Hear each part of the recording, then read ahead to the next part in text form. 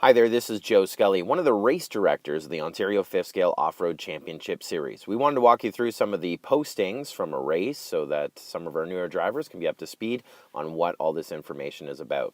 So after registration, we're going to need each of our racers to confirm that they are in the right class and to see which heat that they are in. Also to make sure that the number listed on their vehicle is listed correctly on the sheets, and most importantly, that the transponder number off to the right-hand side is correct.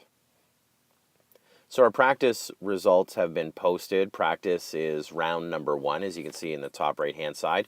This is race number 3, which was our first heat of four-wheel drive amateur. We seed our qualifier based on the best, fastest lap posted by each racer in the practice round, and each of the fastest laps used is listed under fast in the race results in the top part of the sheet. You also can see each of your individual lap times per lap as a racer. And as you scroll down to the bottom of the sheet, we're going to take a look here at Steve Gumbert. Now, the first lap posted doesn't count because we stage our drivers before the loop.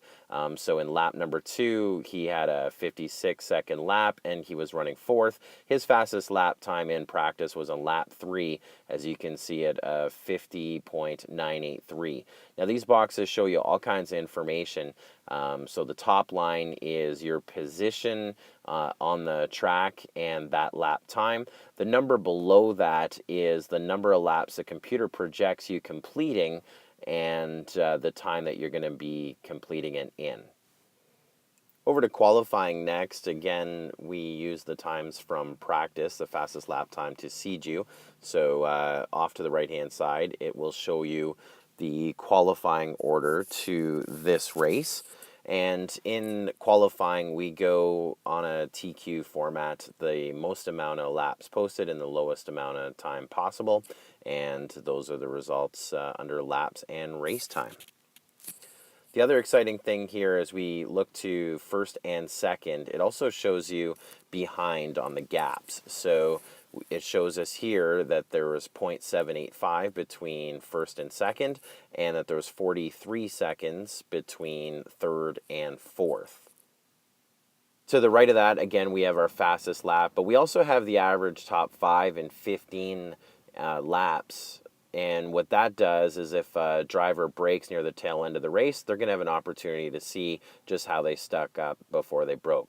And as we scroll down, again, we have our individual lap times. But at the very bottom, when we take a class and divide it into numerous heats, it'll keep track of the top qualifiers at the bottom of the sheet so that we can see who's going to be making our A main or our top moto and who's going to be in our last chance qualifiers and so forth. As we go into our mains or our motos, at the top it shows you who your top qualifier is from qualifying. They get an extra point in the 2014 series points for being the top qualifier into the mains. Again, we're looking at the most amount of laps and the lowest accumulated time, and we also can have all kinds of results here and pull all kinds of information out of these results. As we look to Paul Sharp here, racer number 4, he was our top qualifier. He crossed the loop in second, dropped down to 10th, and was able to work his way back up, showing you his best lap on lap 6 was a 48-second lap that moved him up into 5th, and that's some of the information that we can grab just from our main or moto results. Now remember that top number, it shows you your position on the track and that lap time. The bottom number is your pace, the number of laps that the computer projects you completing, and the time that it expects you to finish in at that time. And if race day allows us, we'll be moving into a moto format, which is 2 AA mains or 2 mains. And this results sheet will show you each of our drivers, the position that they finished in each of the motos, number of laps, and the lap time as well. Now, to calculate the winner for series points out of a moto, it is your best amount of finishes, not based on lap time. It's your finishes over the 2 motos, and it assigns points accordingly. And the tiebreaker will be your finish in the second moto. The computer will figure it out and show you the points here on this screen with the tiebreakers, and that is how we'll be calculating our series points out of a moto and how the results will be posted. Well, we hope that helps out some of our newer racers getting into the sport, maybe a nice refresher for some of our experienced ones as well. Always, if you have any questions, be sure to ask your race director at a good time, and they'll be able to point you in the right direction.